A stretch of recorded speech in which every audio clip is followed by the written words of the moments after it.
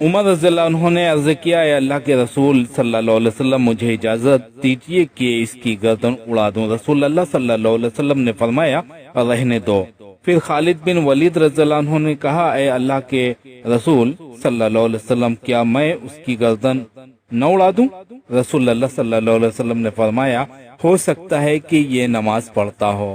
خالد رضی اللہ عنہ نے کہا، کتنے ہی نمازی ہیں جو زبان سے ایسی بات کہتے ہیں جو ان کے دل میں نہیں ہوتی، یعنی بہت سے نمازی منافق بھی ہوتے ہیں۔ رسول اللہ صلی اللہ علیہ وسلم نے فرمایا، مجھے یہ حکم نہیں دیا گیا کہ میں لوگوں کے دلوں میں نقب لگاؤں اور نہ یہ کہ ان کے پیٹوں کو چیروں۔ یہ بخاری اور مسلم دونوں کی حدیث ہے۔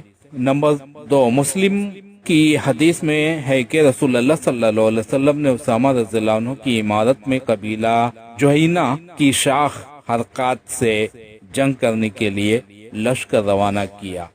صبح کے وقت جنگ کا آغاز ہوا۔ مشرکین میں سے ایک شخص تھا کہ جس کسی مسلم کو قتل کرنا چاہتا قتل کر دیتا۔ اسامہ رضی اللہ عنہ اور ایک انصاری صحابی نے موقع پا کر اس پر حملہ کیا۔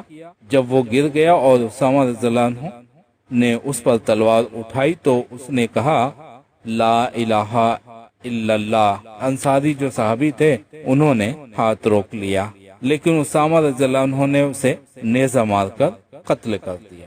قتل کرنے کے بعد دل میں خطرہ لاحق ہوا، یعنی ضمیر جھنجھوڑ رہا تھا، اور اس کے قتل کرنے پر نادم ہوئے۔ مشرکین کو شکست ہوئی اور مسلمین فتح یاب ہوئے۔ ایک شخص سے فتح کی خوشخبری سنانے کے لیے مدینہ منورہ روانہ ہو گیا۔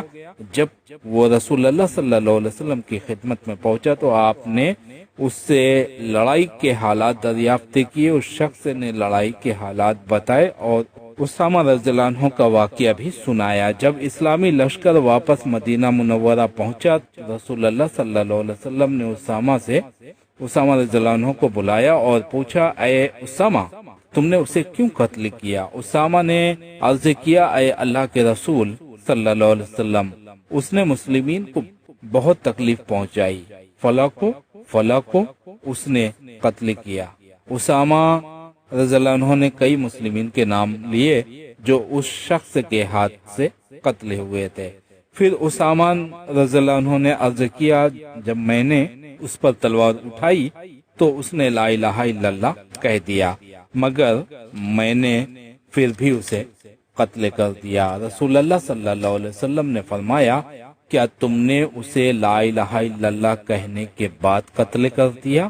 اسامہ رضی اللہ عنہ نے عرض کیا، اے اللہ کے رسول صلی اللہ علیہ وسلم، اس نے ہتھیار کے خوف سے بچنے اور اپنے آپ کو بچانے کے لیے کلمہ پڑھا تھا، دل سے مسلم نہیں ہوا تھا۔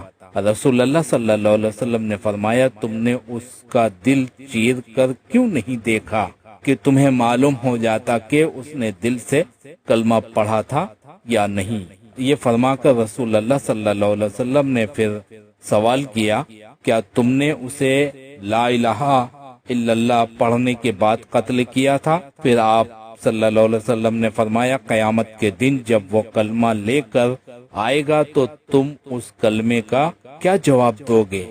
رسول اللہ صلی اللہ علیہ وسلم بار بار یہ الفاظ دہراتے رہے، یہاں تک کہ اسامہ رضی اللہ عنہ نے یہ تمنا کی کہ کاش وہ آج سے پہلے مسلم نہ ہوئے ہوتے۔ یہ صحیح مسلم کے الفاظ ہیں۔